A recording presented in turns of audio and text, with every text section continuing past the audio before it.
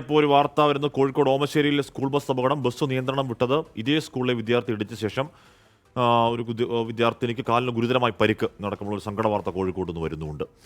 പശ്ചിമബംഗാൾ നടിയുടെ പരാതിയിൽ സംവിധായകൻ രഞ്ജിത്തിനെ അന്വേഷണ സംഘം ചോദ്യം ചെയ്തു. കൊച്ചി തീരദേശ IG ഓഫീസിലായ ആണ് പ്രത്യേക അന്വേഷണ സംഘത്തിന് മുന്നിൽ രഞ്ജിത്ത് ചോദ്യം ചെയ്യലിന് ഹാജരായത്. നിതിൻ അംബുജൻ ചേരുന്നു. നിതിൻ, ചോദ്യം ചെയ്യൽ പൂർണ്ണമായി പൂർത്തിയായതിനു ശേഷമാണ് രഞ്ജിത്ത് മടങ്ങിയത്. എന്തായാലും മാധ്യമങ്ങളോട് പ്രതികരിച്ചില്ല രഞ്ജിത്ത്, അല്ലേ?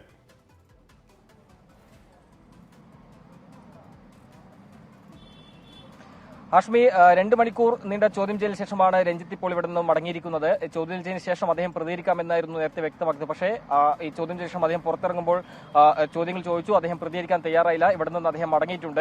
എന്തായാലും 2 മണിക്കൂർ നീണ്ട ചോദ്യം ചെയ്ത ശേഷം അദ്ദേഹം പോയിരിക്കുന്നു. നമുക്കറിയാം, ഈ ഹേമ കമ്മിറ്റി റിപ്പോർട്ട് പുറത്തു വന്നതിന് പിന്നാലെ നിരവധി പേർ വെളിപ്പെടുത്തലുമായി രംഗത്ത് വന്നിരുന്നു. അതിൽ നടന്മാർക്കെതിരെയും അതോടൊപ്പം തന്നെ രഞ്ജിത്ത് ഉൾപ്പെടെയുള്ളവർക്കെതിരെ കേസെടുത്തിരുന്നു. ഇതിൽ ആദ്യ ചോദ്യം ചെയ്യലാണ് ഇന്നിപ്പോൾ കൊച്ചി തീരദേശ ആസ്ഥാനത്ത് AIG പൂങ്കുഴയുടെ നേതൃത്വത്തിൽ നടത്തിയിരിക്കുന്നത്. ഈ കേസ് അന്വേഷിക്കുന്ന ഡിവൈഎസ്പി ഉൾപ്പെടെയുള്ള സംഘം എന്തായാലും ഇവിടെ ചോദ്യം ചെയ്യാൻ ഇവിടെ എത്തിയിരുന്നു.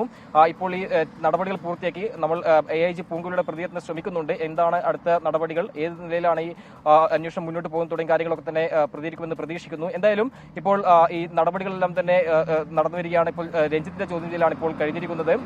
നമുക്കറിയാം, ഈ 2009 ഈ കേസിന് ആസ്പദമായ സംഭവം. അതുമായി ബന്ധപ്പെട്ട് പിന്നീട് പരാതിക്കാരി പോലീസിൽ പരാതി നൽകുകയായിരുന്നു. പിന്നീടാണ് ഇതിൽ പ്രത്യേക അന്വേഷണ സംഘം ഈ കേസ് ഏറ്റെടുക്കുകയും പിന്നീട് ജാമ്യം ലഭിക്കാവുന്ന കുറ്റമാണ് ചുമത്തിയത്. അതിനുശേഷം പിന്നീട് രഞ്ജിത്തിന് ഹൈക്കോടതിയിലും ജാമ്യം ലഭിക്കുന്ന ഒരു സാഹചര്യമുണ്ടായി. പിന്നീട് ഇവിടെ ചോദ്യം ചെയ്യലിന് ഹാജരായി 2 മണിക്കൂറിന്റെ ചോദ്യം ശേഷം അതേ ഇപ്പോൾ മടങ്ങിയിരിക്കുന്നതാണ്. എന്തായാലും പൂങ്കുഴി ഇതുമായി ബന്ധപ്പെട്ട് ഈ കേസിൽ എന്തെങ്കിലും പ്രതികരിക്കുമോ എന്ന കാര്യമാണ് ഇനി അറിയേണ്ടത്. ഹാഷ്മി.